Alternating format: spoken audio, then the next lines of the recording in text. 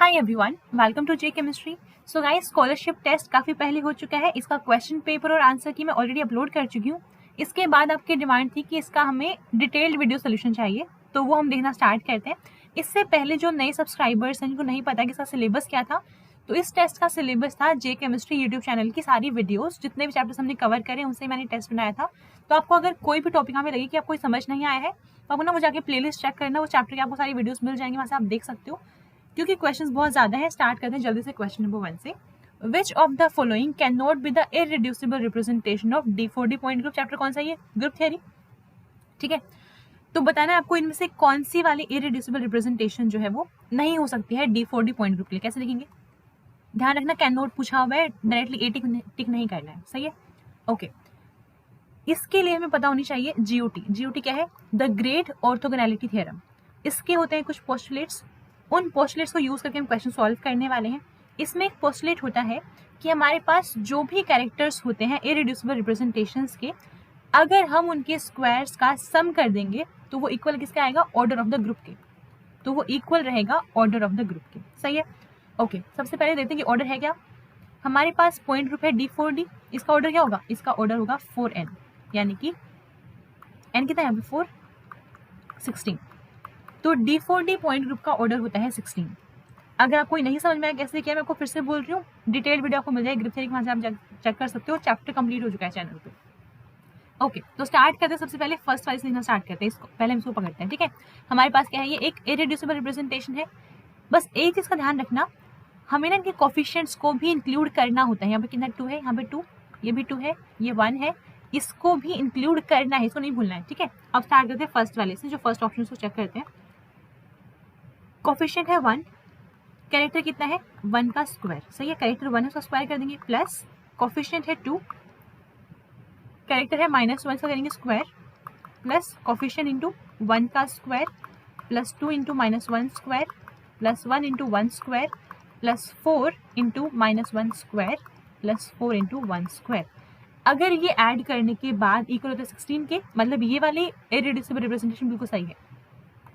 1 plus 2 plus 2 plus 2 plus 1 plus 4 plus 4 कितना हो गया? 8, 9, 10, 11, 12, 13, 14, 15 एंड 16 आ गया। यानी कि ऑप्शन ए तो बिल्कुल सही है। अब देखते हैं सेकंड वाले को कैसे करेंगे। फिर से यही करना है वापस से, कोफिशिएंट नहीं भूलना है, कोफिशिएंट साथ में लेके चलना है, और ये कैरेक्टर्स के स्क्वायर का सम करके आपको देखना है। जिसका भी 16 नहीं होगा वो आपका आंसर हो जाएगा, सही है। तो सेकंड पे अप्लाई करते हैं। कोफिशिएंट है 1 ई के लिए, 2 का square plus 2 into √2 square plus 2 into 0 square plus 2 into -√2 square plus 1 into -√2 square. बाकी है 0 0 है, वो 0 रहने देते हैं, 0 प्लस 0, सही है। ऐड करते हैं 4 प्लस 0, यहाँ से कैंसिल हो जाएगा, माइनस प्लस हो गया, ये फिर से 4 आएगा, और ये कितना आ गया? 4 आ गया। कितना हो गया? 4, 8, 12 एंड 16। तो ये भी बिल्कुल सही है, यानी कि बी ऑप्शन भी बिल्कुल सही है। हमें याद आना जो नहीं है, ऑप्शन सी चेक करते हैं। ऑप्शन सी में चेक करना, फिर से वही काम करना है, ठीक है। कोफिशिएंट कितना है ई का? कोफिशिएंट है 1, कैरेक्टर कितना है 2 का स्क्वायर प्लस साथ में 2 इंटू -√2 का square plus 0 plus 1 into √2 square plus 4 into -2 square. Add करते हैं 2, ये कैंसिल, 4 हो गया, यहाँ पे 2 आया, साथ में ये 4 4 16, तो 16 से ज़्यादा ही है। तो क्योंकि ये हमारे पास ऑर्डर के इक्वल नहीं आया है, इसीलिए जो ऑप्शन सी है वो हमारे पास इसका आंसर नहीं हो सकता है, क्योंकि ये इररिड्यूसिबल रिप्रेजेंटेशन इस कंडीशन को सेटिस्फाई नहीं करी, इसलिए इस क्वेश्चन का आंसर हो जाएगा ऑप्शन सी। ऐसा आप चेक कर लेंगे, ये भी किसके इक्वल आएगा? 16 के इक्वल आएगा। सॉल्व करके देख लेना। नेक्स्ट क्वेश्चन देखते हैं। ये क्वेश्चन भी ग्रुप थ्योरी से है। The point group of A B C and D respectively are. A क्या है? ए है a sheet of typing paper, यानी कि कोई भी A4 साइज शीट, कोई भी A4 साइज शीट। इस तरह से आपको निकालना है इसका पॉइंट ग्रुप क्या हो जाएगा। देखो ध्यान से देखना, अगर मैं ऐसे कुछ फिक्स कर दूं यहाँ पर Z, X और ये Y, सही है, हमने फिक्स करा है यहाँ पर। अगर हम देखेंगे X के अलोंग, यहाँ पे क्या है? घुमाओ इसको, C2 एक्सिस प्रेजेंट है। ऐसे ही अगर हम यहाँ से पास करवाएं तो ये भी C2 एक्सिस प्रेजेंट है, ऐसे पास करो, ये वाली C2 एक्सिस भी प्रेजेंट है। एक काम करते हैं, अपनी मर्जी से एक को ना क्या करते हैं प्रिंसिपल एक्सिस मान लेते हैं। सपोज करा हमने क्या करा इसको डी को मान, इस वाले को मान लिया, जेड को मान लिया, हमने सी टू जेड को मान लिया प्रिंसिपल एक्सिस, बाकी दोनों क्या हो जाएंगी सब्सिडियरी एक्सिस, यानी हमारे पास दो सी टू और प्रेजेंट है। अब बात करते हैं सिग्मा वी और सिग्मा एच की। सही है, हमने माना है जेड को प्रिंसिपल एक्सिस, तो ये बस क्या प्रिंसिपल एक्सिस है। जो भी प्लेन्स के पैरेलल होगा, जैसे मान लो यहाँ से आपने प्लेन डाला, प्लेन तो है यहाँ पे, है ना, और कौन सा, एक तो ये वाला प्लेन है, एक ये वाला प्लेन भी हो सकता है यहाँ से, एक तो हमने ये वाला ऐसे करके डाल दिया ऐसे करके, और एक इसके पैरेलल कौन सा, पैरेलल यही वाला जो इसके अलोंग जा रहा है ऐसे करके, ये वाला प्लेन यहीं से कट कर दो, और एक अपने पास ये वाला प्लेन हो गए, दो सिग्मा वी है। सिग्मा वी क्या होते हैं, जो प्लेन पैरेलल होते हैं प्रिंसिपल एक्सिस के। इसे परपेंडिकुलर प्लेन कौन सा है, हमने ये एक्सिस लिया ना यहाँ पे, परपेंडिकुलर कौन सा होगा, ये वाला, जिसको सेंटर से कट कर देगा, ऐसे जाएगा जो प्लेन, ये है ना, यानी कि सिग्मा एच भी प्रेजेंट है। इन सबको मिलाइए क्या होगा अपने पास D2H, तो पॉइंट ग्रुप कितना है D2H, ऑप्शन सी हो जाएगा करेक्ट आंसर। बाकी तो ऑप्शन ही नहीं है, बाकी भी निकाल लेते हैं। नंबर देखो 96, नंबर 96 आपको निकालना है, पॉइंट ग्रुप क्या होगा। ध्यान से देखो तुम्हें क्या यहाँ से इस तरफ मुँह के ऐसे मिल रहा है, सेम मिल रहा है ना दोनों चीज़ें, यहाँ पे सेंटर ऑफ सिमेट्री तो प्रेजेंट है, उससे कुछ निकाल नहीं सकते। लेकिन हम C2 देखो, अगर मैं यहाँ से पास कराऊँ, घुमा दो इसको यहाँ से पकड़ के, ये इस तरफ जाएगा, ये इस तरफ आ जाएगा, यानी कि C2 प्रेजेंट है यहाँ पे। अगर आप ऐसे फिक्स कर दो XYZ, तो Y के लोग यहाँ पे C2 प्रेजेंट है, C2 एक्सिस है, ये प्लेनर भी है ये, तो इसके अगर ये C2 एक्सिस यहाँ पे है, ये प्लेन भी हो जाएगा, यानी कि C2H, point group is C2H। क्योंकि यहाँ पे n की वैल्यू क्या है, इवन है, अगर n इवन है तो इसमें क्या होगा, सेंटर ऑफ सिमेट्री भी प्रेजेंट होगा, वो तो वैसे भी दिख रहा था, सही है ना, तो C2H हो जाएगा। नेक्स्ट आते हैं अब 5 पॉइंटेड स्टार।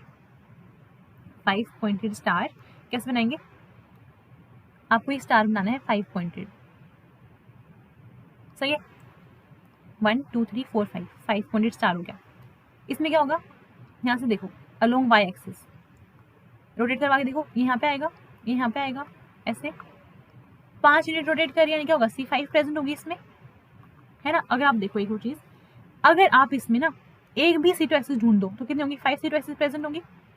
C5 हमें दिख रही है, C2 में ढूंढना है, सपोज करो यहाँ से देख लेते हैं, C2 है ना, ये इसके प्लेस पे जाएगा, ये इसके प्लेस पे जाएगा, अगर एक भी C2 प्रेजेंट है तो 5 होंगी फिर, सही है। ऐसे सिग्मा वी, यहाँ से सिग्मा वी भी प्रेजेंट है, अगर एक भी सिग्मा वी प्रेजेंट तो 5 होंगे फिर प्रेजेंट, ठीक है ना।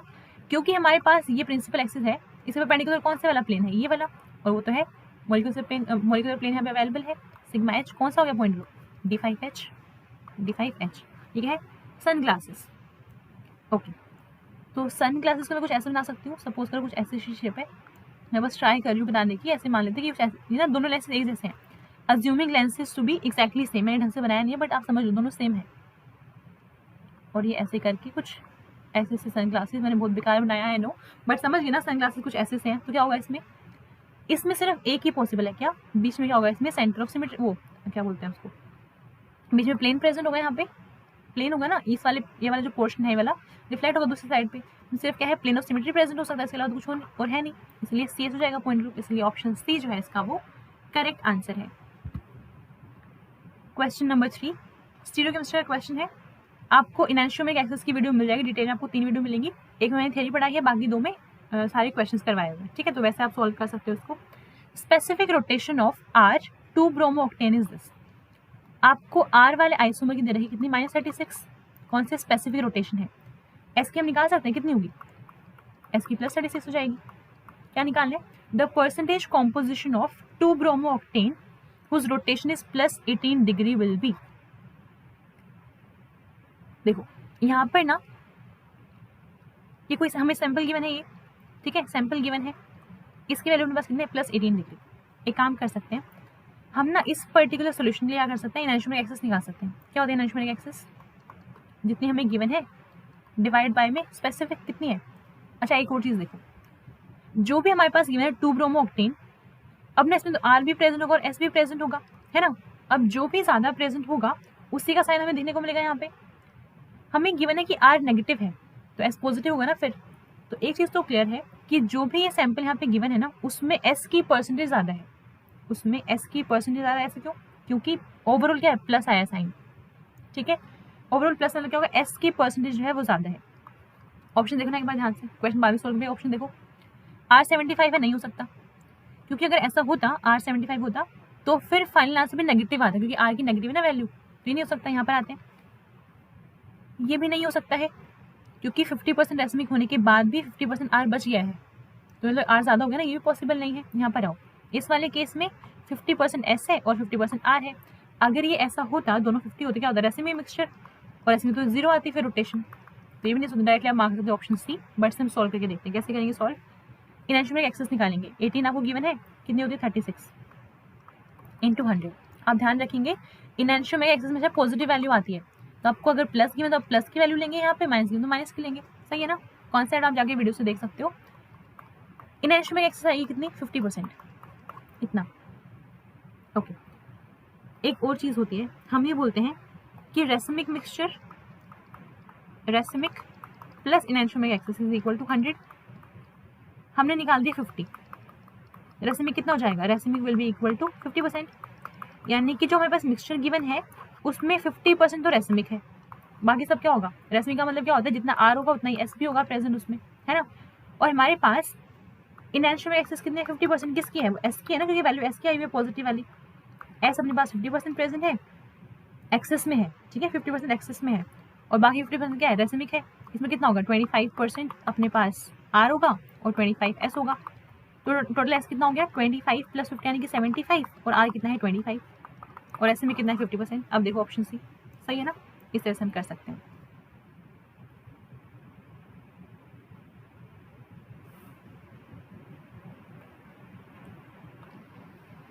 यहाँ पर देखते हैं इस वाले केस में। ओके, तो हमें ना दो कॉम्प्लेक्सेस दे रखे हैं, एक ये है और फिर एक ये है ना। आपको बतानी है इस वाले केस में फ्रीक्वेंसी कितनी होगी। एक्चुअली फ्रीक्वेंसी है, ये वाइब्रेशन फ्रीक्वेंसी की बात हो रही है।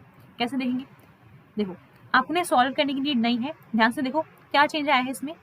सिर्फ इसको आइसोटॉपिकली सब्स्टिट्यूट किया गया है, आइसोटॉपिकली सब्स्टिट्यूट किया गया है। यहाँ पे 16 ऑक्सीजन, यहाँ पे कितना हो गया, 17 हो गया। तो मास बढ़ने से क्या होता है, फॉर्मूला क्या होता है अपने पास, फॉर्मूला होता है 1/2 पाई के बाई म्यू, है ना।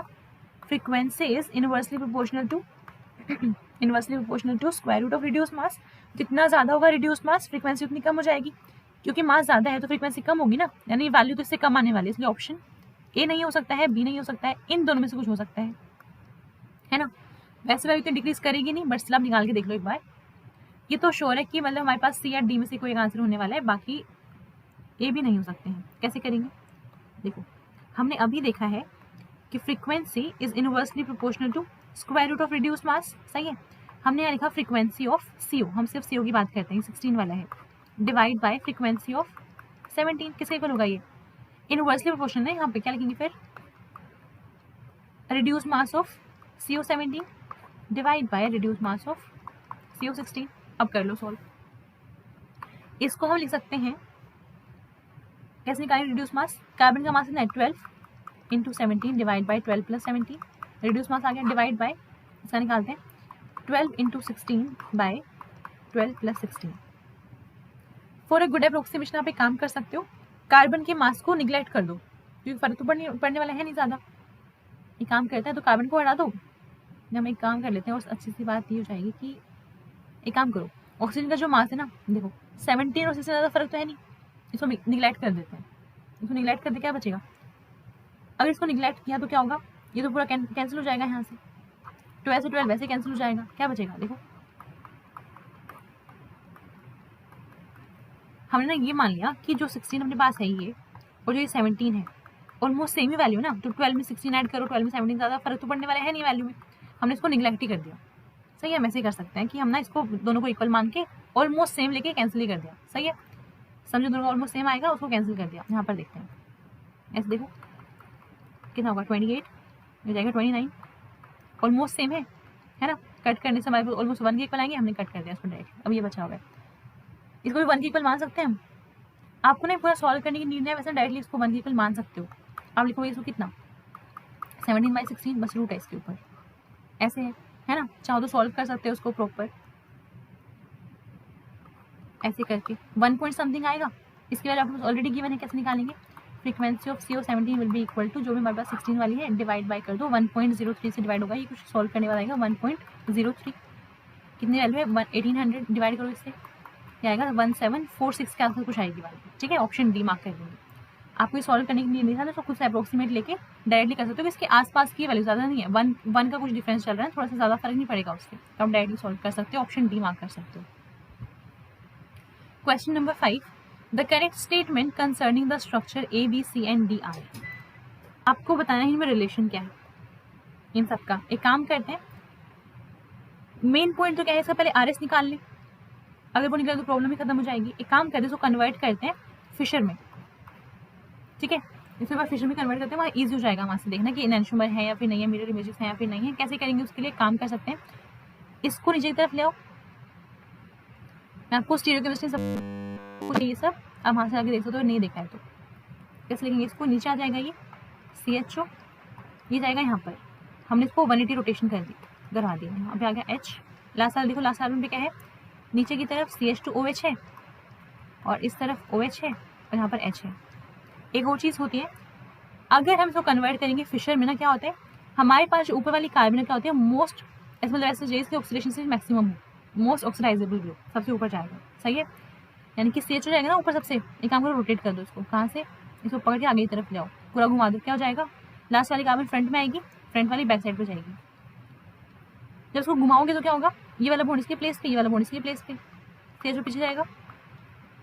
जब ये घूमेगा तो क्या होगा, ये वाला पोर्शन बैक साइड पे जाएगा, इधर H, इधर OH, CH2OH यहाँ पर आएगा और H इस तरफ जाएगा, ये आएगा OH।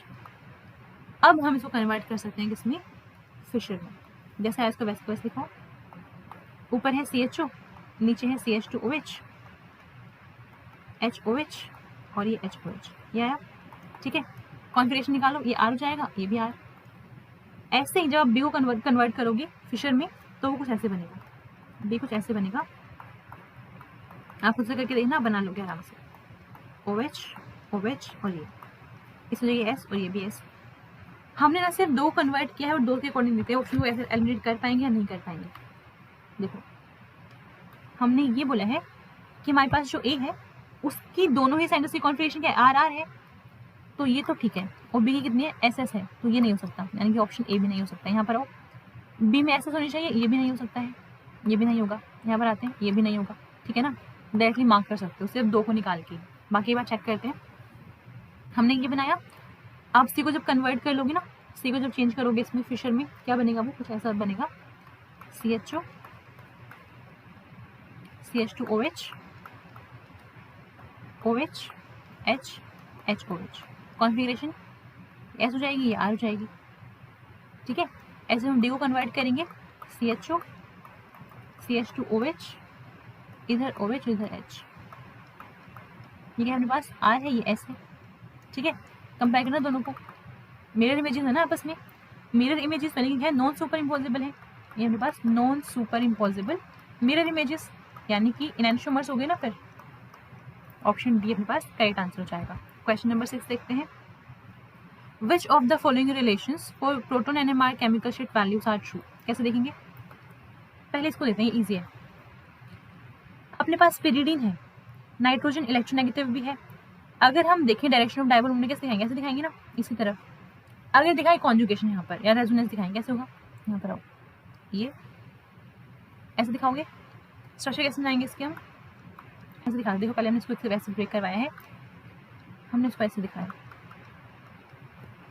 हम दिखाए रेजोनेटिंग स्ट्रक्चर्स, यहाँ पर आया नेगेटिव, इधर आएगा पॉजिटिव, यहाँ पे क्या है H, ये और ये, सही है। बाकी दोनों सेम रहेंगे। आगे दिखाते हैं एक बार, वो इसको ऐसे दिखाओ, तो ये ऐसे बनेगा, यहाँ पर बॉन्ड बनेगा, यहाँ पे आएगा प्लस और ये H और ये H और ये भी H, इधर आएगा माइनस, ठीक है। तो हमने ये देखा, यहाँ पर इसको मार्क कर देते हैं ABC। हमने ये देखा है कि जो हमारे पास A वाला H है और जो C वाला H है, दोनों वाली कार्बन प्लेन्स वो अटैच्ड है, उन पे पॉजिटिव चार्ज आ रहे हैं, यहाँ पे पॉजिटिव है और यहाँ पे भी पॉजिटिव है। यहाँ पे अगर डी शील्डिंग होगी ना, फिर यहाँ पर अगर डी शील्डिंग है तो केमिकल शिफ्ट की वैल्यू ज़्यादा हो जाएगी, केमिकल शिफ्ट की वैल्यू ज़्यादा हो जाएगी, ठीक है ना। तो इस चीज़ को समझ में आए कि B की सबसे कम रहने वाली है, क्योंकि B पे ना नेगेटिव आ रहा है, वैसे करके अगर दिखाएं तो हम, तो मतलब पूरा ना प्रॉपर हमें दिख नहीं रहा, पॉजिटिव चार्ज नहीं है, कंप्लीट पॉजिटिव चार्ज यहाँ पे है ही नहीं, इसकी वजह से B की वैल्यू सबसे कम रहने वाली है, हमने B को सबसे पहले रखा। अगर ऐसा है तो ऑप्शन ये वाला नहीं हो सकता, ये नहीं हो सकता, 2 बचे हैं। इन दोनों में कैसे डिसाइड करेंगे, एक चीज़ देखो, ये हमने रेजोनेटिंग स्ट्रक्चर्स देखे, हम सिर्फ प्लस एम कंसीडर करें माइनस एम कंसीडर, वो सब हम देख रहे हैं, है ना। एक चीज़ देखो यहाँ पे, अगर हम बात करें इंडक्टिव इफेक्ट की, अगर हम बात करें इंडक्टिव इफेक्ट की, तो क्योंकि हमारे पास नाइट्रोजन क्या है, इलेक्ट्रोनेगेटिव है कार्बन से, यहाँ देखो। और इंडक्टिव इफेक्ट क्या होता है, डिस्टेंस डिपेंडेंट होता है। Inductive effect is distance dependent, distance पे डिपेंड करेगा। इसकी वजह से यहाँ पर डी शेल्डिंग ज़्यादा होगी, ये तो काफ़ी दूर हो गया ना इससे, 1 2 3 4 3 कार्बन का डिफरेंस है यहाँ पर, तो सारे केस माइनस साइज ज़्यादा होगा इसका। अगर माइनस साइज ज़्यादा लगेगा तो यहाँ पर डी शेल्डिंग ज़्यादा होगी, इसकी वजह से HA की वैल्यू मैक्सिमम रहेगी और हमारे पास ये रहेगी। वैसे आपको करनी नहीं, दोनों सेम दे रखे, मैंने अभी देखा ये, तो हमारे पास ठीक है ना, HA की वैल्यू ज़्यादा हो जाएगी, उसके बाद C की हो जाएगी और लास्ट में B की रहेगी। इतना ठीक है। तो या तो ऑप्शन A होने वाला है या फिर B होने वाला है। इसको देखते हैं कैसे दिखा सकते हैं। अगर हम बात करें इस वाले स्ट्रक्चर की, दिखाते हैं वापस रेजोनेटिंग स्ट्रक्चर्स, ऐसे करवाएंगे जाएगा प्लस, सही है, ऐसे करवाएंगे, उसके बाद ऐसे करवाएंगे, क्या हुआ, इस पे भी प्लस आया है, इस पे भी प्लस आया है, यानी कि सी की वैल्यू सबसे कम जाने वाली है। सी की वैल्यू सबसे कम किस में है, सी की वैल्यू सबसे कम इसमें है, ठीक है, बस मार्क कर देंगे। अच्छा दोनों में ही सेम दे रखे, ओके, हमें दोनों में ही सेम दे रखे हैं। अब बात करते हैं ए और बी की, ठीक है, हम ए और बी की बात करते हैं। इसका देखो, अगर हम देखें पॉजिटिव चार्ज यहाँ पर भी आएगा और यहाँ पर भी आएगा, है ना। तो अब क्वेश्चन ये है कि इन दोनों में डिस्टिंग्विश कैसे करेंगे, क्योंकि दोनों में प्लस तो आ रहे हैं। तो क्या हम ऑप्शन ए मार्क कर दें, नहीं, आप ना ऑप्शन ए मार्क नहीं कर सकते हो। रीजन ये है कि देखो वो वाली बात तो ठीक है, ये वाली कार्बन क्या है, डी शील्डेड है, ये वाली कार्बन भी डी शील्डेड है नाइट्रोजन की वजह से, ठीक है। लेकिन एक चीज और है, क्या है, बेंजीन रिंग है, और जो हमारे पास ये बेंजीन रिंग है इसका होता है रिंग करंट, और बेंजीन के रिंग करंट की वजह से अगर हम ऐसे दिखाएं तो जो हमारे पास ये वाला प्रोटॉन है ये इसके डी शील्डिंग जोन में आएगा। इसकी वजह से due to ring current of benzene इसकी डी शील्डिंग ज़्यादा होगी, इसकी वजह से इसकी वैल्यू भी ज़्यादा होने, इसकी वैल्यू कुछ 9.1 के आसपास आती है और इसकी शायद 8.7 के आसपास रहती है, ऐसा कुछ रहता है। इसकी वैल्यू ना 9.1 है, लेकिन इतना मुझे शायद याद है 9.1 के आसपास कुछ है, उसमें क्या है 8.7 के आसपास है, ठीक है ना। ऐसा क्यों हुआ है, क्योंकि बेंजीन रिंग का रिंग करंट भी तो है, इसके पास बेंजीन रिंग नहीं थी, यहाँ पे है, सही है। इसलिए ऑप्शन बी जो है इसका वो करेक्ट आंसर है। पीरियड वाला क्वेश्चन जो है इस बार दिसंबर 2019 में पूछा गया था नेट में, तो हो सकता है नेक्स्ट टाइम कभी 1-2 साल के बाद शायद ये भी पूछ लें, है ना। चलो आगे चलते हैं, क्वेश्चन नंबर 7। ये वाला क्वेश्चन ना मैंने आपको उसका मैकेनिज्म दिखाई दिया यहाँ पे। क्वेश्चन तो ये है, the condition A and B respectively are. ध्यान से देखो कैसे है, पेरिसाइकिल का क्वेश्चन है, पेरिसाइकिल में ऑलरेडी कंप्लीट करवा चुकी हूँ, आपको मिल जाएगी प्लेलिस्ट, सही है, वहाँ से देख लेना। ओके, यहाँ पर आते हैं, कैसे करेंगे सॉल्व। एक चीज़ देखो, यहाँ पर हमारे पास में 2 पॉसिबिलिटी है। हमने ये देखा यहाँ पर, अगर हम बात करें कि हमने ना 4 मेंबर रिंग यहाँ पे स्ट्रेन भी है, रिंग को ओपन भी करवा सकते हैं। अगर रिंग को ओपन करवाएंगे तो हमने ये बोला कि अगर हम रिंग ओपन करवाते हैं तो 4 वाली रिंग है अपने पास, 4 पाई इलेक्ट्रॉन्स ऐसे मान लेते हैं, क्योंकि यहाँ पे 2 क्या होंगे, 2 इलेक्ट्रॉन यहाँ से भी मिलने वाले हैं। तो हमारे पास क्या होगा, 4n सिस्टम होगा ये, है ना। और इसमें क्या होता है, अगर हीट करेंगे तो कौन होता है, और अगर फोटोकेमिकल कंडीशन रखेंगे तो डिस होता है। और कौन में स्टीरियोकेमिस्ट्री चेंज होती है, डिस में सेम रहती है, डिस में सेम रहती है, कौन में चेंज हो जाती है। C4 कौन, C4 चेंज, ठीक है, चेंज हो जाती है। अगर हमने करवाया इसको थर्मल कंडीशन देके करवाया अगर इसको, तो क्या होगा, यहाँ पर स्टीरियोकेमिस्ट्री चेंज होने वाली है। अब आपस में सिस है ना, ये लास्ट में होंगे ट्रांस हो जाएंगे, ट्रांस हो जाएंगे, ठीक है। करके देखते हैं, देखो ये हमारे पास गिवन है, हमने इसको हीट करवाया, पहले हीट करेंगे तो क्या होगा, हीट करने से 4 पाई सिस्टम है, कौन रोटेशन होगी, फिर ऐसे बनेगा ये, क्योंकि इनकी स्टीरियोकेमिस्ट्री चेंज करने वाली ना, अभी सिस नहीं रह सकते दोनों के दोनों सिस नहीं हो सकते हैं। यहाँ पर आओ, हमने ऐसे दिखाया इसको, ठीक है, इसको इस पर फोकस करो, हमने ऐसे दिखाया कैसे, देखो हमें चेंज हो चुका है, ये अंदर की तरफ है डी और ये बाहर की तरफ है, या फिर ऐसे देखो इसकी कॉन्फिगरेशन देखो, यहाँ पे ये जेड है और ये ई है ना। आप क्या हो गया, ट्रांस हो गया, क्योंकि ना स्टीरियोकेमिस्ट्री चेंज करेगी। आप ऐसे नहीं कर सकते कि हमने ब्रेक तो करवा दिया इसको ऐसे करके, और फिर आप ऐसे दिखा रहे हो कि हमारे पास ये क्या है 1 2 3 4 5 6 7 8 मेंबर रिंग है, लेसन ऐसे बना दिया इसको,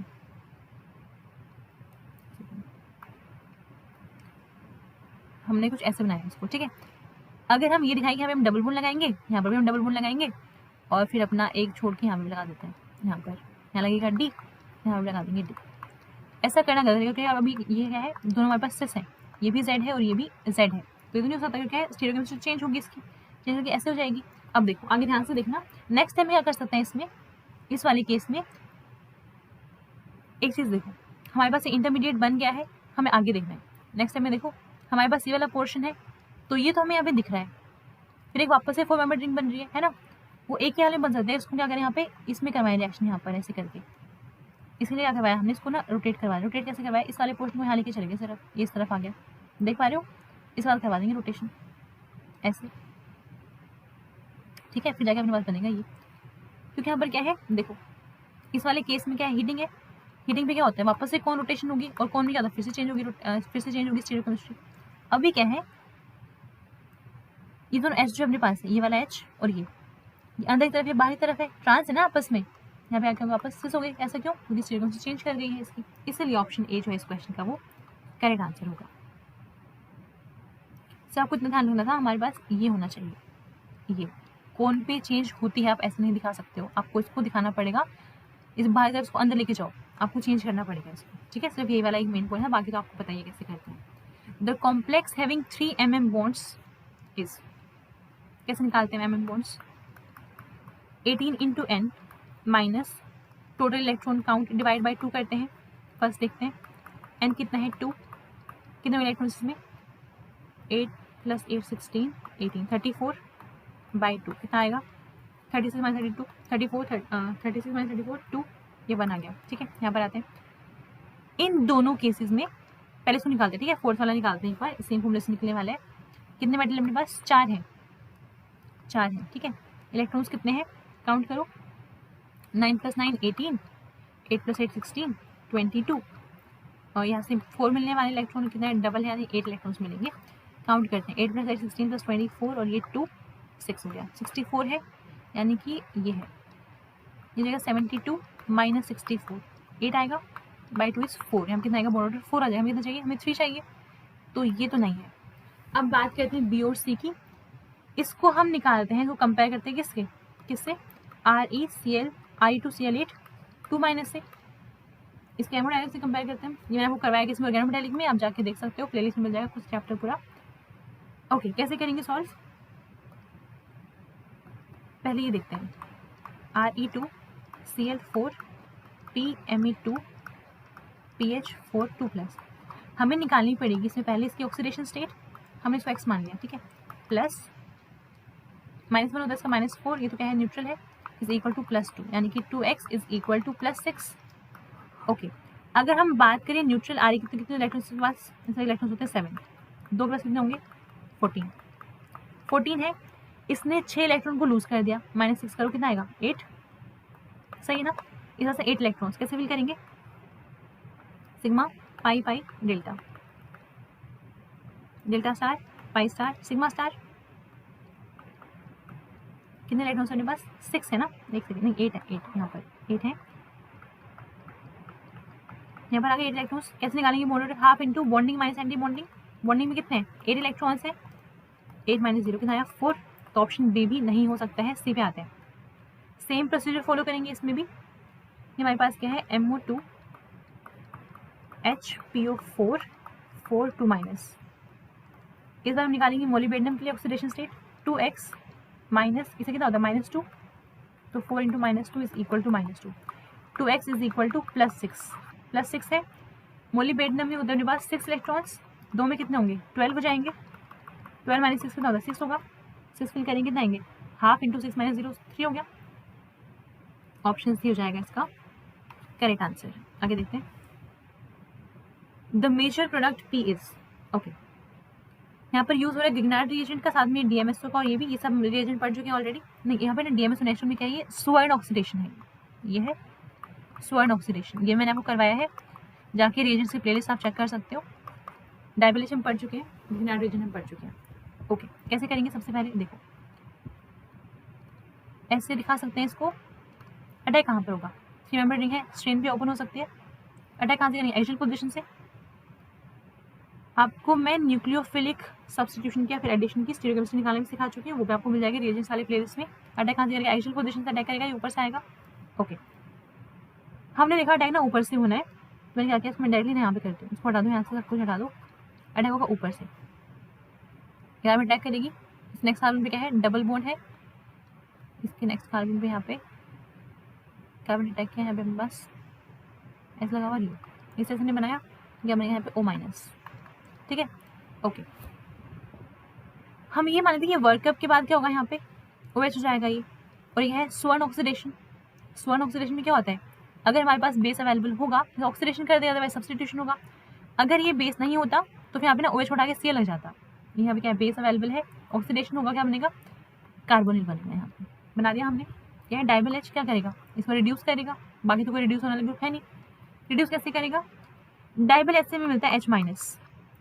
अब ना क्वेश्चन ये कि वो अटैक कहाँ से करेगा, देखो दो ऑप्शन है, तो ऑप्शन सी हो सकता है, फिर ये हो सकता है। इसके अकॉर्डिंग देखो, इक्विटोरियल पे अटैक नहीं कर सकता, यहाँ से नहीं अटैक कर सकता। हम देखा कि फर्स्ट वाले स्टेप है ना, ऊपर से आएगा, वो बिल्कुल ठीक है। अब क्वेश्चन ये कि जो H है वो यहाँ से इक्विटोरियल पे आएगा या फिर यहाँ से आएगा, वो देखिएगा स्टेरिक हिंजेस, है ना। ओके, देखो यहाँ पर रिंग है, यहाँ पर रिंग नहीं है, वो नीचे से अटैक कर सकता है, यहाँ से अटैक करेगा। अगर यहाँ से अटैक कर होगा वो ऊपर इधर जाएगा, नीचे रहेगा, इसलिए ऑप्शन सी जो अपने पास वो करेक्ट आंसर हो जाएगा। एक्सेल से लास्ट में वर्कअप करवा देंगे, वो माइनस बनेगा, उसको वेज बना देंगे लास्ट में।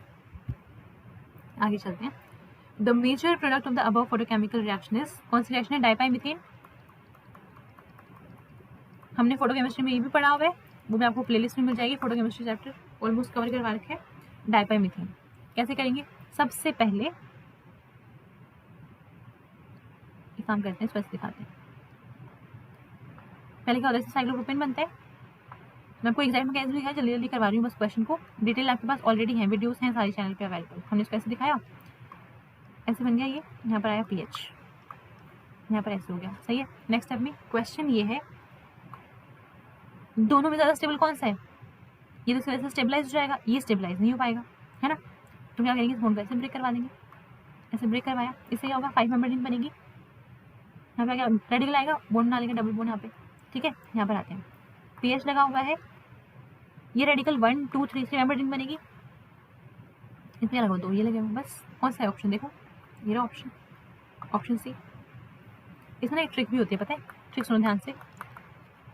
आप डायरेक्टली काम कर सकते हो कि आपको देखो सबस्ट्रेट में जो भी आपको ग्रुप दिख रहा है, जो भी ऐसा कोई ग्रुप होगा जो क्या करता है रेडिकल को स्टेबलाइज कर सकता है, वो आपको साइक्लोप्रोपेन के ऊपर लगा हुआ मिलेगा हमेशा। यहाँ देखो जैसे ये भी हो सकता था, सिर्फ डबल बॉन्ड की पोजीशन लगे, ये नहीं हो सकता क्योंकि फ्रेंड स्टेबलाइज करता है ना, इस पर तो साइक्लोप्रोपेन होना चाहिए था, ये इस पर भी साइक्लोप्रोपेन भी होना चाहिए था। आप डायरेक्ट ना ऑप्शन एलिमिनेट कर सकते हो, वैसे कुछ एग्जाम्पल लगा के देने वाली ट्रिक लग जाएगी आपकी। The total number of ESR lines in the following 2 compounds. ESR हम कंप्लीट कर चुके हैं, आपको मिल जाएगा प्लेलिस्ट में। यहाँ पर देखते हैं कैसे निकालें नंबर ऑफ लाइन्स, बोरोन के ऊपर है ना, ऐसे निकालें। क्या होता है फॉर्मूला, 2Ni+1, एक ही बोरोन है, स्पिन कितनी होती है, 3/2 +1, H2 है, हो जाएगा 2, स्पिन कितनी है, हाफ +1। फॉस्फोरस देखते हैं, एक ही है फॉस्फोरस, यानी की वैल्यू 1, स्पिन कितनी होती है, हाफ होती है, +1, कर लो कैलकुलेट, 3 + 1 4 × 3 × 2 कितना आएगा ये, 12 2 × 24। ओके, यानी कि ऑप्शन बी हो सकता है, ऑप्शन सी हो सकता है, ये नहीं हो सकते दोनों, है ना। यहाँ पर आते हैं, इस बार किसमें चीज़ देखो, अगर मैं ऐसे दिखाऊँ इसकी रेजोनेंस कैसे दिखाएंगे, फिर हम ये बन जाएगा CH2 रेडिकल, ऐसे दिखा सकते हैं। इससे क्या समझ में आया हमें कि ये वाले दोनों H और ये वाले दोनों H क्या है, आइडेंटिकल है, इक्विवेलेंट है। Identical is the wrong word, equivalent बोल सकते हैं, इक्विवेलेंट है। अगर ये इक्विवेलेंट है तो इनके एक लाइन आने वाली है, मतलब सेम सिग्नल देंगे ये, इसलिए n कितना हो जाएगा, 2 + 2 4, इसमें कितने हाफ +1। फिर वाला H अलग टाइप का है, एक ही और अलग टाइप का है, ऐसे ऐड करो, 4 + 1 5, 5 × 2 कितना हो गया 10, इसलिए ऑप्शन बी हो जाएगा इसका correct answer. The DBE value of final products of these reactions A and B respectively are, कैसे करेंगे, ये दोनों ही क्वेश्चन मैंने आपको गिगनार्ड रीजन पढ़ाते टाइम करवाए हैं, लेकिन इसमें DBE नहीं पूछा था, तो थोड़ा सा एक्स्ट्रा स्टेप ऐड हो गया बस। इसमें क्या होगा, ये हाइड इन द मैग्नीशियम यहाँ पे अटैक करेगा, करवाओ इसको अटैक, यहाँ पे हम ऐसे दिखा देंगे,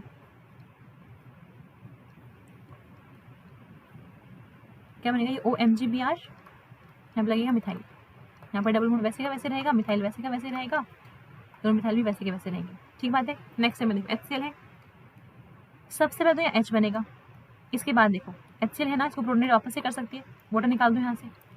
अब क्वेश्चन ये वाटर निकलेगा नहीं निकलेगा, किस पे डिपेंड करता है, डिपेंड करता है यहाँ पे जो कार्बोनेट बनेगा क्या वो स्टेबल है या फिर नहीं है। क्योंकि ये कार्बोनेट स्टेबल बनेगा, यहाँ से निकाल दो इसको,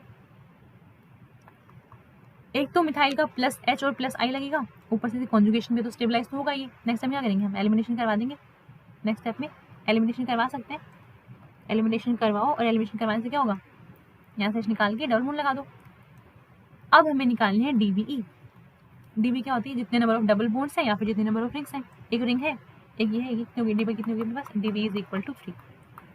हमने कहाँ सीखा है DB, हमने DB सीखा था NMR स्पेक्ट्रोस्कोपी में।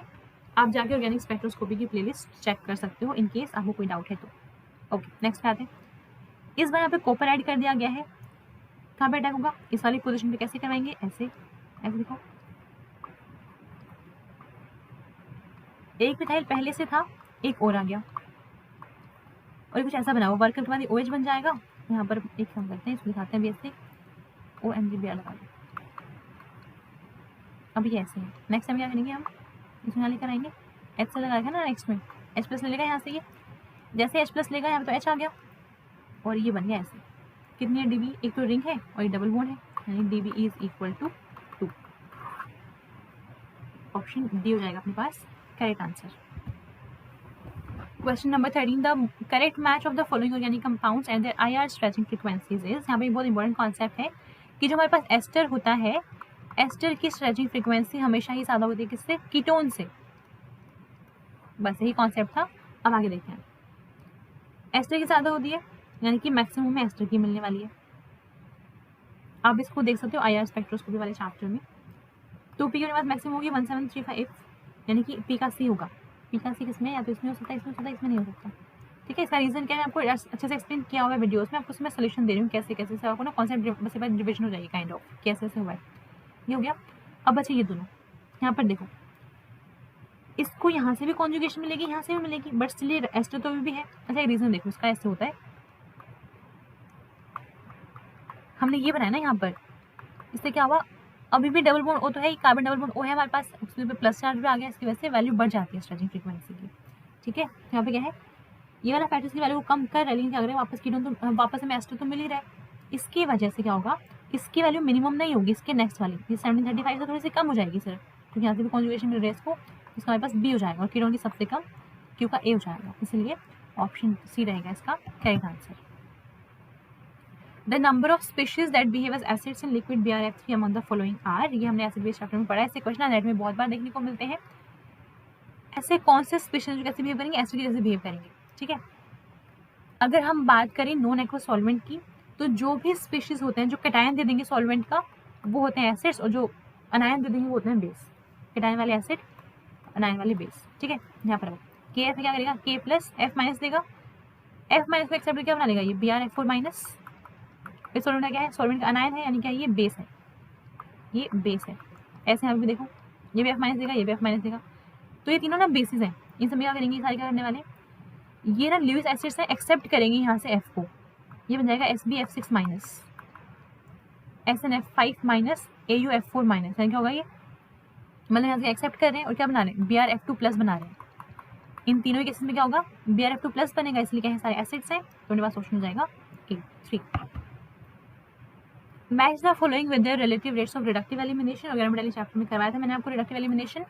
ओके, मेन पॉइंट क्या है, जितना ज़्यादा क्राउडेड होता है स्पीशीज, जो हमारे पास सबस्ट्रेट जो इतना क्राउडेड होगा, उतना ही फास्ट होगा रेट रिडक्टिव एलिमिनेशन का। आप लाइन सकते हो, हायर द क्राउडेडनेस, या सिंपल लिखो crowded the substrate faster will be the reductive elimination। यहाँ पर देखो, ये वाला पोर्शन तीनों में ही सेम है, तो यहाँ से कुछ पॉइंट ऑफ डिफरेंस में दिखने वाला है नहीं, बाकी सब चेक करो। फॉस्फोरस तो यहाँ पे कितने अपने पास, 3 + 3 6 फिनाइल रिंग्स हैं, यहाँ पर 4 फिनाइल रिंग्स हैं, इस वाले केस में भी क्या है अपने पास 4 फिनाइल रिंग्स हैं, यहाँ पर ज़्यादा है, यानी कि मोस्ट क्राउडेड रेट मैक्सिमम होगा। मैक्सिमम कौन कितना है, -3 -5 माइनस, मैक्सिमम कौन सी वैल्यू, ये वाली ना, यानी A का तो P होने वाले हैं। अगर A का P है तो ऑप्शन B नहीं हो सकता है और D नहीं हो सकता है। सही है, दिखा जाते हैं यहाँ पर।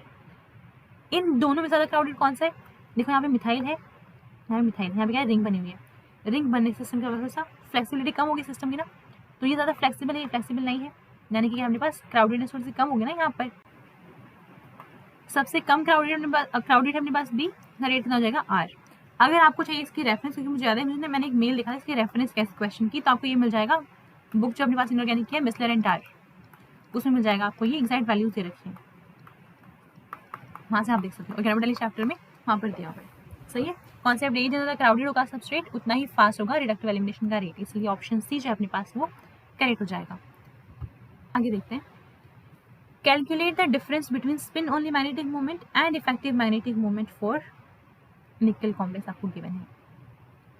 ये हमने कवर किया concept topics on demand series में, उसमें देख लेना आप।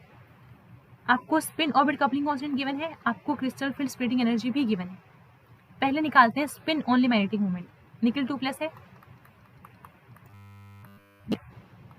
D8 फिल करते हैं। ऑक्टाहेड्रल तो है ही, हमने फिल किया यहाँ पे 1 2 3 4 5 6 7 8। अपने पास क्या है 2 अनपेयर्ड इलेक्ट्रॉन, फॉर्मूला कौन सा लगाएंगे n × n + 2 स्क्वायर रूट कितने आएगी वैल्यू 2.8, 2 है तो 2.8 होती है, अगर 1 है तो अपने पास 2.8 2.8 होती है, अगर एक इलेक्ट्रॉन है तो 1.8 होगी, ऐसे करके ना 3 है तो 3.8 ऐसे कुछ निकालते हैं, है ना। आप डायरेक्टली कर सकते हो, आपको एग्जैक्ट वैल्यू निकालने की नीड नहीं है। अगर 2.8 निकाल दिया तो इसकी स्पिन ओनली वैल्यू कितना है अपने पास 2.8 आ गई है स्पिन वैल्यू। सही है। अब बात करेंगे इफेक्टिव मैग्नेटिक मोमेंट की। अब क्योंकि यहाँ पे ट्रिपली डिजेनरेट तो है नहीं, क्योंकि ट्रिपली डिजेनरेट नहीं है इसलिए अपने पास ऑर्बिटल कॉन्ट्रीब्यूशन तो नहीं आएगा। कौन सा बचा है फॉर्मूला, कैसे निकालते हैं हम, ये वाला फॉर्मूला लगाएंगे 1 - अल्फा लैम्डा बाई दिस। ये क्या है स्पिन ऑर्बिट कपलिंग कांस्टेंट आपको गिवन है, ये क्या है क्रिस्टल फील्ड स्प्लिटिंग एनर्जी वो भी आपको गिवन, अल्फा आपको निकालना है। निकल टू D8 है ना, कितना होगा इसमें, अल्फा की वैल्यू 4 हो जाएगी, पुट कर दो। स्पिन वैल्यू कितनी है 2.8, spin only value magnetic moment की 1 - 4 × -315 पर सेंटीमीटर डिवाइड बाय कितना है 11500 पर सेंटीमीटर। सॉल्व कर लो, आंसर आएगा इसका आंसर कुछ 3.1 के आसपास आने वाला है, फिर I think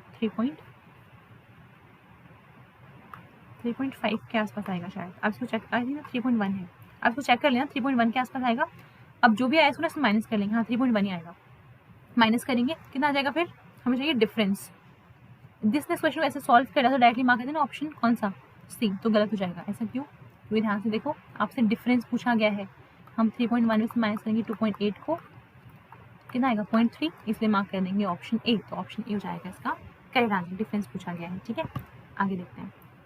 calculate the total number of microstates for this 3।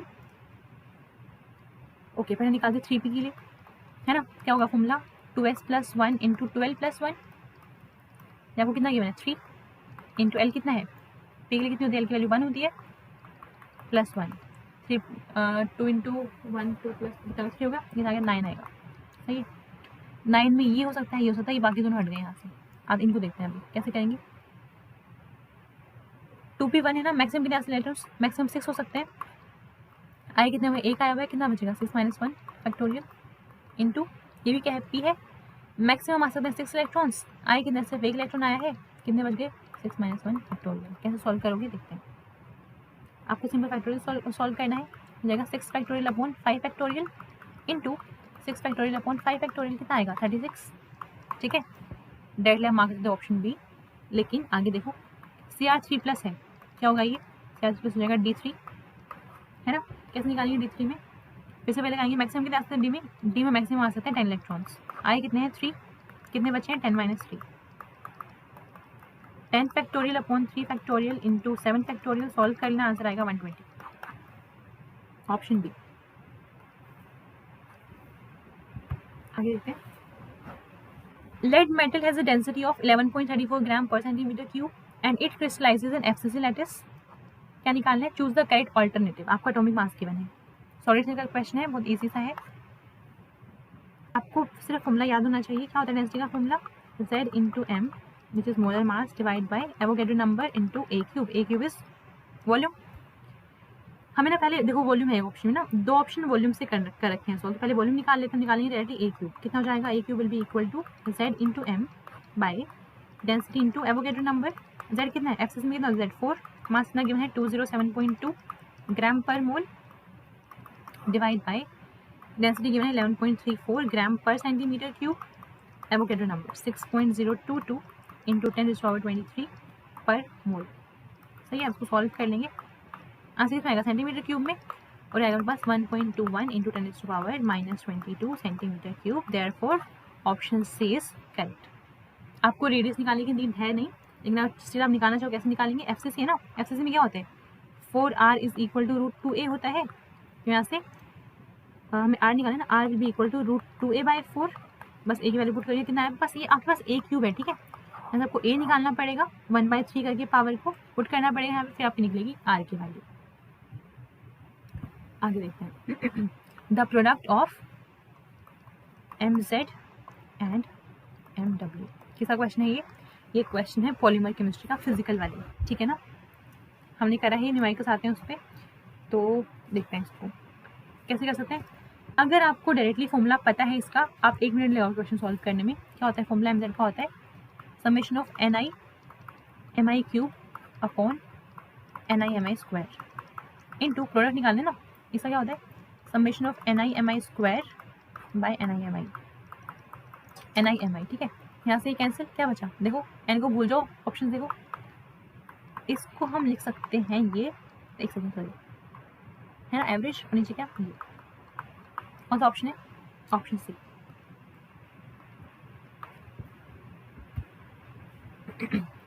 For the particle in a box 0 to L, ये L है, द वैल्यू ऑफ, आप एवरेज वैल्यू निकालिए x⁸ की। इसके लिए ना आपके पास ये डायरेक्ट फॉर्मूला भी होता है, अगर आप डायरेक्टली सॉल्व करना चाहो तो क्या होता है फॉर्मूला, आप इसको ना नोट कर सकते हो, 1 मिनट लगेगी निकालने में इसको, ऐसे है ये, ठीक है। फॉर्मूला होता है 1/L, डायरेक्ट फॉर्मूला है ये, x⁴ n+1 बाय में n+1 0 to L, ऐसे आप डायरेक्टली सॉल्व कर सकते हो। और कितने 8 दे रखे ना, इनकी वैल्यू 8 दे रखी है, ये निकालना है हमें 1/L, 8 + 1 9 हो गया, नीचे कितना 9 हो गया, 0 to L पुट करो लिमिट्स, 1/L इंटू L⁴ 9/9, बाकी तो 0 ही है, क्या होगा कट कर दो इसको, क्या बचेगा L8/9, यानी कि ऑप्शन ए हो जाएगा इसका करेक्ट आंसर। अगर आपको ये फॉर्मूला नहीं पता, कोई इशू नहीं है, हम पूरा सॉल्व कर सकते हैं, इसको पूरा ले सकते हैं। देखो कैसे निकालेंगे, बात हो रही है बॉक्स की ना, पार्टिकल इन बॉक्स की, हम ये लगा सकते हैं फॉर्मूला, कहाँ से कहाँ 0 to L है ना, ये लगा देंगे dx, है ना, वैल्यू पुट कर देंगे यहाँ पे 0 to L, क्या होता है 1D box √2/L sine n πx/L x8, वापस से √2/L sine n πx/L dx।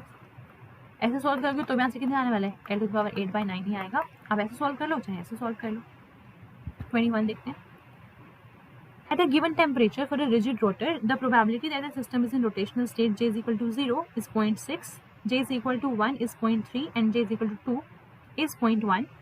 The average energy of rotor at given temperature, आपको निकालनी है रोटर की एवरेज एनर्जी। कैसे निकालेंगे, मैंने ऐसे एवरेज एनर्जी, ठीक है, कैसे निकालेंगे, probability into energy plus second वाली प्रोबेबिलिटी साथ में एनर्जी, कौन सा सेकंड वाले लेवल की जो आपको गिवन है वो, ऐसे करके हम निकाल सकते हैं एंड सो ऑन। हमारे पास 3 दे रखे हैं। पहले वाली केस में प्रोबेबिलिटी कितनी है 0.6, एनर्जी कितनी होगी, एनर्जी का फॉर्मूला होता है बीजे इंटू जे प्लस 1 ना, हम रिजिड रोटर की बात करें बीजे इंटू जे प्लस 1। इस वाली केस में जे कितना है, पहले देखो जे इज इक्वल टू 0, प्रोबेबिलिटी कितनी है 0.6, तो जे को 0 पुट करो, जे 0 पुट करने से क्या होगा, इससे कुछ ही 0 जाएगा, प्लस सेकंड वाली प्रोबेबिलिटी देखो कितनी है 0.3, कब है ये हमारे पास, अगर जे की वैल्यू कितनी है 1 है तो 1 + 1, यहाँ लिखो एनर्जी क्या है बीजे इंटू जे प्लस 1 रिजिड रोटर में। आगे हमने फिजिकल स्पेक्ट्रोस्कोप में ना, आगे देखते हैं नेक्स्ट प्रोबेबिलिटी कितनी है 0.1 बीजे इंटू जे प्लस 1, जे कितना है 2 है इस बार, 2 + 1 सॉल्व करते हैं, ये तो 0 हो गया, यहाँ पर आओ 2 ये 0.6 B plus 3 to the 6 0.6 B, आएगा कितना 1.2 बी। कौन सा ऑप्शन है, ऑप्शन बी, ऑप्शन बी। आगे चलते हैं। If n harmonically constant of HF comes out to be this, n harmonically constant क्या होता है xe, कितना दे रखा है 0.006, क्या निकालना है, find the number of energy levels possible in the vibrational spectrum of HF। एक ना डायरेक्ट फॉर्मूला होता है, आप लिख सकते हो, अगर हमें निकालनी है क्या maximum number of energy levels, तो इस वाले केस में हम लिखते हैं n मैक्स, यानी कि maximum number of energy levels किसके इक्वल होंगे, 1/2xe माइनस हाफ के इक्वल। डायरेक्ट फॉर्मूला है, एक्स की वैल्यू पुट करो 0.006 माइनस हाफ, कितना आएगा आंसर? रहेगा 82.8 के आसपास, उसको मिल सकता है 83। ऑप्शन बी मार्क करो। डायरेक्ट फॉर्मूला होता है ना, इसको याद रख सकते हो। आगे देखते हैं, match the following. Rotational spectroscopy का क्वेश्चन है, रोटेशनल स्पेक्ट्रोस्कोपी का। तो इनके पास क्या NH4+ टेट्राहेड्रल है, यानी कि स्फेरिकल टॉप। तो बी का तो आर होने वाला है, ऑप्शन ए नहीं हो सकता, ये नहीं हो सकता। अब देखते हैं यहाँ पे, ये है ऑब्लेट मॉलिक्यूल है, सी का एस हो जाएगा, सी का एस हो जाएगा। इस बार देखते हैं यहाँ पे, इसका पॉइंट ग्रुप होता है C3H, इसका पॉइंट ग्रुप होता है C3V, है ना। कैसे देखते हैं, देखो अगर ये C3 है, एक सेकंड रुको, C3V है, हमारे पास जो CNV वाले होते हैं सारे वो प्रोलेट होते हैं। CNV वाले सारे क्या होते हैं, प्रोलेट होते हैं। CNV यानी कि CH3 क्या है हमारे पास, CH3N क्या है, प्रोलेट है, ठीक है। डी का होगा पी हो जाएगा, मार्क कर दो डायरेक्टली वाला। इसमें जितने भी CNV होते हैं ना, C2V को छोड़ के जितने भी CNV सारे क्या होते हैं प्रोलेट होते हैं, इसलिए मार्क कर देंगे option C. The number of thymine residues, मैंने ना ये आपको एक रैंक बूस्टर में करवाया था, सेम क्वेश्चन करवाया था, उसका लिंक आपको डिस्क्रिप्शन में दे दूँगी, ठीक है। वहाँ से आप चेक कर लेना, मैं क्वेश्चन नंबर 24 डाल के ना रैंक बूस्टर का लिंक दूंगी, आप डिस्क्रिप्शन में चेक कर लेना। वापस सॉल्व करने का कोई पॉइंट नहीं है, वैसे बहुत लेंथी हो रही है वीडियो, आगे 25 पे। ये भी मैंने सेम क्वेश्चन जो है रैंक बूस्टर में सॉल्व करवाया है, उसका लिंक भी आपको डिस्क्रिप्शन में मिल जाएगा। क्वेश्चन नंबर 24 और 25 का दोनों का लिंक आपको डिस्क्रिप्शन में मिलेगा। 26 देख लेते हैं। इन एसिडिक कंडीशंस, ये बस क्या है पैरेलल रिएक्शन ना, तो पैरेलल रिएक्शन को मैंने करवाया था टॉपिक्स ऑन डिमांड सीरीज में, वहाँ से आपको दिख जाएगा। ये निकालना क्या है, क्वेश्चन पूरा रीड कर लेना, आपको निकालना है यील्ड ऑफ P1 फॉर्मेशन। आपको ना तीनों की वैल्यूज गिवन है, हमें निकालनी है P1 की यील्ड। कैसे निकालेंगे, ये लिख लेंगे K1 + K2 + K3 into 100, percentage में पूछा गया है, ठीक है। मेन पॉइंट है कितना बनेगा, तो डिपेंड करता है जितना फास्ट, जितना ज़्यादा होगी वैल्यू K1 की, इसके रिजल्ट में बात करनी पड़ेगी ना हमें। ऐसे करके हम निकालेंगे K1 कितना है, K1 है 7 × 10⁻⁴ पर सेकेंड, डिवाइड बाई को करो 7 × 10⁻⁴ प्लस 4.1 × 10⁻³ प्लस 5.7 × 10⁻³ सॉल्व करना, इंटू 100 भी कर लेना, आंसर आएगा 6.666 ऐसे करके कुछ परसेंट आएगा। क्या मार्क करेंगे, ऑप्शन सी, ठीक है। परसेंटेज क्या निकालें, एल निकालें, परसेंटेज रेट। ये देखते हैं total number of anti aromatic compounds. ध्यान से देखो, इसका इलेक्ट्रॉन तो नहीं गया है, एम्प्टी ऑर्बिटल है, इसके पास भी है, इसके पास लोन पेयर्स है, 4 है ना, 4 पाई इलेक्ट्रॉन्स क्या होगा, एंटी एरोमेटिक। प्लेनर भी है, एंटी हो जाएगा। यहाँ पर आओ, ये वाला एच और ये वाला एच क्या है आपस में हिंड्रेंस प्रोवाइड करेंगे, ठीक है। सिस्टम को आउट ऑफ प्लेन ले जाएंगे, क्या ये बस नॉन एरोमेटिक। यहाँ पर आते हैं, इसका एम्प्टी पी ऑर्बिटल के पास लोन पेयर है 1 2 3, यानी कि 6 पाई इलेक्ट्रॉन्स, क्या है ये एरोमेटिक। यहाँ पर आते हैं, देखो 1 2 3 4 एंटी। यहाँ पर आओ, इसे ऐसे देख सकते हैं हम, इसको ऐसे ब्रेक करवा दो, ये लोन पेयर दे देगा, है ना। एक काम करो, इसको ना सिंगल बॉन्ड बना दो, ये बनेगा माइनस, इधर आएगा प्लस, और इसे करके ऐसे ऐसे ये भी एरोमेटिक बन गया और ये भी एरोमेटिक बन गया। तो ओवरऑल सिस्टम क्या है पास, एरोमेटिक है, एरोमेटिक है। हमसे पूछा गया एंटी एरोमेटिक कितने, यहाँ पर आओ। ज़्यादा बेटर कब होगा, अगर मैं सिस्टम को एरोमेटिक बना दूँ तब ना। कैसे बन सकता है एरोमेटिक, ऐसे कर दो उसको ब्रेक, ये अपने ऐसे दे देगा, एरोमेटिक हो गया सिस्टम, इसमें आएगा माइनस, है ना। 6 पाई इलेक्ट्रॉन्स एरोमेटिक हो गया। ये के पास है नॉन एरोमेटिक, कितने पास है एंटी एरोमेटिक 1 एंड दिस, यानी कि ये वाला 2 क्या है एंटी एरोमेटिक। ये वाला क्वेश्चन है इलेक्ट्रोकेमिस्ट्री का, सिंपल सी इक्वेशन है, Nernst equation. E is equal to क्या होता है, E0 minus 2.303 RT by NF log of Q, ये लिखते हैं हम, है ना। ओके, इसको रीअरेंज करते हैं ऐसे वाली फॉर्म में, इसको इस तरफ ले जाओ, E माइनस E0 बाई में NF, एक सेकंड ऊपर ले जाओ इसको, एक काम करते हैं ऐसे ले देते हैं, is equal to minus 2.303 RT by NF log of Q। इसको इस तरफ ले आती क्या हो जाएगा, ये NF into E minus E0 by में 2.303 RT is equal to minus log of Q. अब ना देखो बाकी सारी चीज़ें तो हैं, एन को इस तरफ लाओ वापस, क्या हो जाएगा, ये 1/n लिखे ना इसको हम यहाँ पे, -1/n है ना। इसके बाद एक चीज़ और देखो, हमने 2.30 लिखा नहीं हुआ, हम हटा देते हैं अपनी मर्जी से मान के, ठीक है ग्राफ में नहीं लिखा कोई बात नहीं। एफ को हमने नीचे लिखा, एफ यहाँ से ताकि एक ही बात है, RD/F ऊपर जाएगा, वैसे भी वो ऐसे ही बनाया गया है। अब देखो ये हमारे पास क्या है, वाई एक्सिस है, ये वाई एक्सिस है क्या हमारे पास, ये एक्स एक्सिस है। क्या होता है, y is equal to mx plus C. Intercept नहीं है, हमें दिख नहीं रही यहाँ पे इंटरसेप्ट, तो हम दिखा नहीं सकते यहाँ पे। इसके बाद में हम एक काम कर सकते हैं, हमने इसको ऐसे दिखाया, फिलहाल हम बात करेंगे इसकी स्लोप की बात करें। स्लोप यहाँ पर है कितने, -1/n स्लोप है, -1/n यानी कि नेगेटिव स्लोप है, आपको दिख रहे हैं यहाँ पे नेगेटिव स्लोप, ठीक है, माइनस का नेगेटिव स्लोप है। अब बात करते हैं स्लोप क्या है अपने पास, स्लोप है 1/n, स्लोप है 1/n। पढ़ा देते हैं सब कुछ, हमें सिर्फ स्लोप से मतलब है ना, हमें स्लोप देखनी है अभी। तो मेन पॉइंट n क्या होता है यहाँ पे, n है number of electrons, number of electrons. एक चीज़ देखो, n की वैल्यू जितनी ज़्यादा होगी 1/n यानी कि स्लोप की वैल्यू उतनी कम होगी, ठीक बात है, स्लोप की वैल्यू उतनी ही कम होगी। कैसे देखेंगे अभी देखो, मैक्सिमम स्लोप कौन सी है, ए की वैल्यू मैक्सिमम, ये वाली स्लोप क्या है मैक्सिमम, उस पर क्या स्लोप कम हो रही है बार बार। अगर हम देखें स्लोप की values A then B then C ऐसे करके, उस पर कैसे देख सकते हैं, यहाँ पर हमने ये देखा यहाँ पे ऐसे करके, क्योंकि हमारे पास स्लोप मैक्सिमम है तो नंबर ऑफ इलेक्ट्रॉन सबसे कम होंगे, यानी कि इसमें इलेक्ट्रॉन कितने हैं, एक है, इसमें कितने हैं, 2 हैं, और इसमें कितने हैं, 3 हैं। ऑप्शन मार्क कर दो ये वाली। नेक्स्ट देखते हैं, consider the complexes A and B, where A आपको कॉम्प्लेक्स दे रखा है और बी भी दे रखा है। What can you say about the H ligands in A and B complexes respectively. ध्यान से देखना, कोई ना इसकी रेफरेंस में मुझसे मांग रहा था कि इसकी रेफरेंस क्या है इस क्वेश्चन की, तो ये वाला क्वेश्चन जो है ना आपको मिल जाएगा ऑर्गेनोमेटेलिक कंपाउंड्स चैप्टर है हाउसक्राफ्ट बुक में, इनऑर्गेनिक की बुक है हाउसक्राफ्ट, उसमें अगर आप देखोगे इनऑर्गेनिक में क्या नाम है चैप्टर का, ऑर्गेनोमेटेलिक कंपाउंड, हमें आपको एक क्वेश्चन मिल जाएगा। आपको कॉन्सेप्ट समझाती हूँ, कॉन्सेप्ट मतलब ये आया कैसे ऐसे। तो पहले ना एक ही बात करते हैं, तो मेन पॉइंट क्या है, मोलिबेडनम यहाँ पर भी है, मोलिबेडनम यहाँ पर भी, यहाँ पर भी है, H2 है, H2 यहाँ पर भी है। एक चीज़ देखो, ऑप्शन देखो भाई, डाईहाइड्राइड का मतलब क्या होता है, ये डाईहाइड्रोजन का मतलब क्या होता है, H2 मॉलिक्यूल। तो ये मॉलिक्यूल है, ये हाइड्रोजन अलग अलग है, ठीक है ना। डाईहाइड्रोजन मतलब H2 मॉलिक्यूल की बात करें, डाईहाइड्राइड मतलब अलग अलग कर दो, ये डाईहाइड्राइड, ठीक है।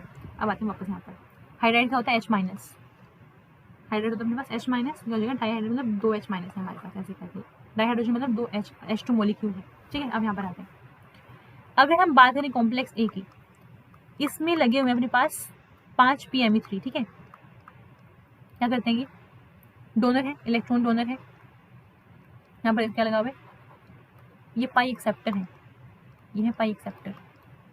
ऐसे मान लो कि अगर हम बात करें डोनेट करने की एबिलिटी की, तो CO का पाई एक्सेप्टर ज़्यादा होता है, ठीक बात है। यहाँ पे मिथाइल ग्रुप लगे हुए हैं, डोनर एबिलिटी ज़्यादा है इसकी, सिर्फ ऐसे कंपेयर करो, CO को PMe3 से कंपेयर करो। इस वाले केस में इनकी डोनर एबिलिटी ज़्यादा है PMe3 की, donor ability of PMe3 is greater than CO। अगर इनकी डोनर एबिलिटी ज़्यादा, कितने लगे हुए, 5 ग्रुप लगे हुए ऐसे ऐसे, यानी हमें होगा इलेक्ट्रॉन डेंसिटी बढ़ जाएगी। हम ये बोल सकते हैं कि इलेक्ट्रॉन डेंसिटी मोलिबेडनम पे इंक्रीज हो जाएगी।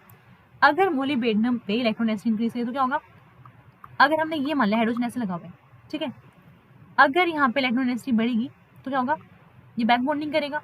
अगर बैक बॉन्डिंग करेगा, मेरे पास कैसा सिग्मा है ना, अपने पास ये सिग्मा है, बैक बॉन्डिंग कैसे होगी, इस H2 मॉलिक्यूल के सिग्मा स्टार में जाएगी इलेक्ट्रॉन डेंसिटी। अगर H2 मॉलिक्यूल के सिग्मा स्टार में जाएगी इलेक्ट्रॉन डेंसिटी होगा, सिग्मा बॉन्ड ब्रेक करेगा। हमने यही तो देखा है कि हमारे पास जब भी एंटी बॉन्डिंग में जाएगी इलेक्ट्रॉन डेंसिटी तो बॉन्डिंग ब्रेक कर जाएगा, ऐसा होता है ना। तो मेन पॉइंट ये है, क्योंकि यहाँ पर इलेक्ट्रॉन डोनर एबिलिटी ज़्यादा है, इसकी इलेक्ट्रॉन डेंसिटी मैक्सिमम होगी।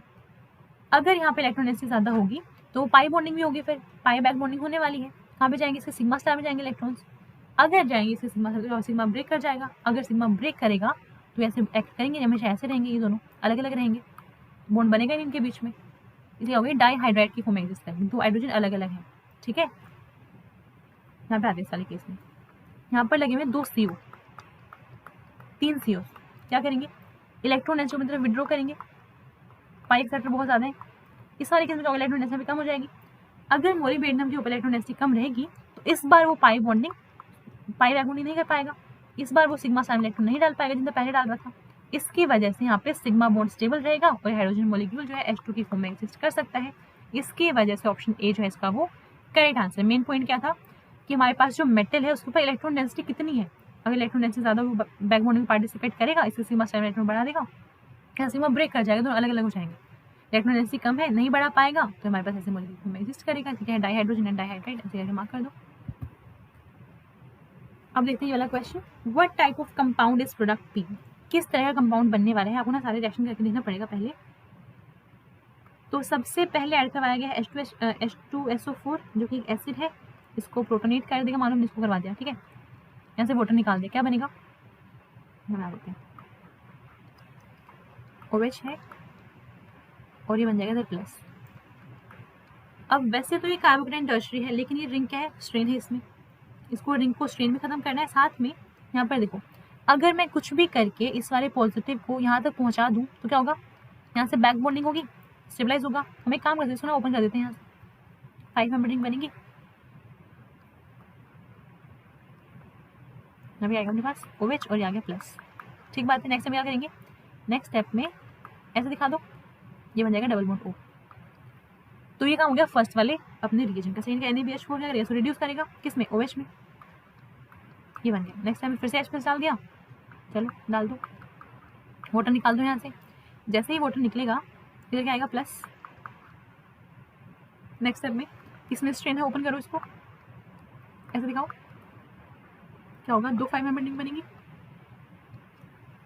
ये वाला बॉन्ड कॉमन हो गया दोनों में, एक सेकेंड ऐसे, ठीक है, कहाँ आएगा प्लस यहाँ पर, ठीक बात है ना। क्या कर सकते हैं नेक्स्ट स्टेप में, एक H यहाँ पर है, यहाँ पे एलिमिनेशन करो, ये ज़्यादा सब्स्टिट्यूट बनेगा, हमने इसको ये बना दिया। अब बताओ ये कैसा सिस्टम है, हमारे पास ये मिला है हमें, क्या है ये कैसा सिस्टम है। स्पाइरो क्या होता है, स्पाइरो ये होता, अगर ये ऐसे रहता ना, ये स्पाइरो में क्या होता है, एक एटम कॉमन होता है, एक कोई एटम कॉमन होगा, जैसे कार्बन यहाँ पे कॉमन है ना दोनों में, वो स्पाइरो होता है। ब्रिज क्या होता है, ब्रिज मतलब कुछ ऐसे होगा, ऐसे दो को क्या करेगा, ऊपर ब्रिजिंग कर दिया हमने, ऐसे करेंगे। फ्यूज्ड क्या होता है, जिसमें एक बॉन्ड कॉमन होता है, फ्यूज्ड में एक बॉन्ड कॉमन होता है। एरोमेटिक आपको पता ही, इसलिए ऑप्शन ये हो जाएगा इसका करेक्ट आंसर। नेक्स्ट क्वेश्चन देखते हैं। ओके, तो हमने सारे क्वेश्चन यहाँ पे सॉल्व कर लिए हैं, आई होप सारे क्लियर हो गए होंगे। इसके बाद भी अगर आपको किसी क्वेश्चन में कंफ्यूजन होगी कैसे मैंने कर दिया है, कि जल्दी में सॉल्व करवा दिया कैसे होगा, तो आप ना मुझे कमेंट सेक्शन में पूछ सकते हो, मैं ट्राई करूँगी आपको रिप्लाई करने की। तो फिलहाल के लिए सिर्फ इतना ही, हैप्पी लर्निंग।